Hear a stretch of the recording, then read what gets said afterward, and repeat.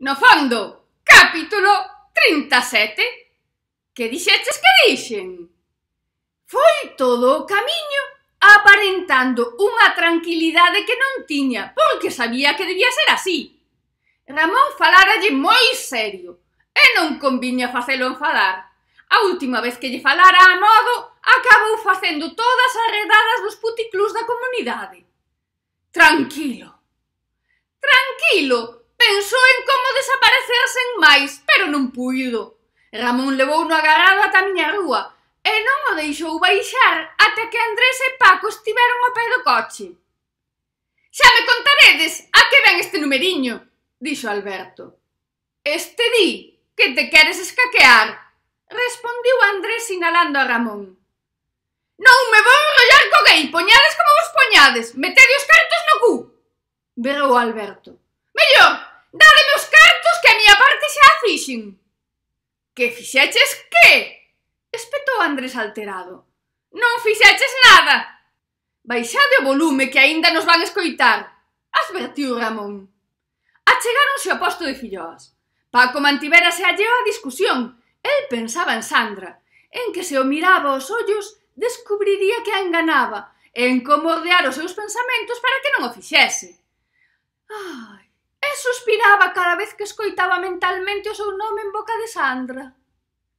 No momento en que Ramón se achegou a falar comigo, Alberto dou un paso atrás para perder de vista a Salva. Ata pensou que Paco era un bo candidato cando o viu tan implicado probando as filloas. E cando Andrés pasou de todo e o liou para marchar cas guapas aquelas, por fin respirou tranquilo. O que lle durou non foi moito. Unha chamada no móvil aclaroulle, por fin, todas as súas dúbidas, aparte do que lles aclarou ver, por fin, que unha filloa era unha filloa e punto. Ramón díxolles que a galiña, ou sexa eu, xa estaba no galiñeiro e que as polas, ou sexa Sandra e Alicia, xa estaban na poleira. Así mismo llo dixo. Alberto mirou de reollo a Andrés. A este aínda lle pesa non ter participado na operación Nécora, dixo con retranca. Andrés estaba apático. Unha vez conseguira con quen pasar a noite, tanto lle tiña que fose Alicia ou outra. Neste caso era outra, e tampouco vía a necesidade de cambiar de parella. Pero había. Así que Andrés despachou as guapas turistas e mirou moi serio a Alberto para que se centrase no tema. Agora tócanos a nós, dixo con voz solemne. Marcou un número de teléfono e dicía cousas do tipo de hélice oblicua, media tonelada, potencia máxima, pregado en vertical. E cando colgou dixo un a ver se non tardan. E tirou de Alberto para fora do bar, arrastrándoo de novo cara onde estaban as mesas. As miñas mesas! Esa foi toda a explicación que recibiu Alberto. Cando chegaron, a rúa estaba completamente escura, completamente en silencio. Os faros do coche avisáronos co tempo xusto de frear. Alberto alterouse polo freazo, pola escuridade e polo silencio. Andrés nin caso lle fixo. Alberto ia prender a radio, pero unha hostia na man fíxolle decatarse de que Andrés non estaba pola labor. Saiu do coche. Puido ulir o mar. Mirou de redor nervioso. De súpeto, pensou que o mar estaba aos seus pés como un baldeiro traidor que o ia devorar en canto baixase a garda. Sobía, na liña das luces do coche, mesas e escuridade. De súpeto escoitou ao lonxe un ruído intermitente, constante e monótono. Pensou que era o seu reloxo, mirou o pulso. Non, o seu era digital.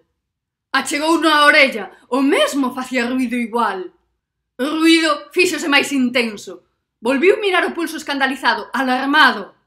Ca rapidez da que puido botar man desabrochou o peche e tirou o reloxo ao chan. Andrés miraba a escuridade sen entusiasmo, sen inmutarse. O ruído era notorio. Alberto seguía mirando o chan espantado, agardando que dun momento a outro aquel reloxo que mercara de segunda man a alguén desesperado estoupara segándolle a vida. Pechou os ollos e erguiu a cabeza para ulir o aire por última vez. Ulía a mar. Volviu respirar. Sentiu paz no interior e abriu os ollos. Viu unha luz cegadora tal como a describían nos programas de misterio que escoitaban os seus pais cando era pequeno. Non falaban do ruído repugnante que a acompañaba, pero iso debía ser a interferencia daquel reloxo que, lonxe de ser roubado como sempre sospeitara, era de imitación. Sentiuse enganado, non polo do ruído, senón polos 30 euros que pagou, que ben podía dar gracias ao desgraciado que lle vendera de que aqueles fosen os seus últimos momentos, que se non partía xa queixada dunha hostia moi merecida. A luz foi baixando ata o chan, deixando de ser tan cegadora, deixando de estar enriba del. Deixando a Alberto sen unha experiencia mística da Galicia profunda que contarlle aos seus pais. Andrés saiu do coche sen ganas, igual que en todo o día, apático. Nin que cobrasedes por horas, sodes ben lentos, vomitou. Tranquilo, meu, dixo unha figura saindo da luz que diría Alberto, do helicóptero, que nós xa sabíamos que era un helicóptero.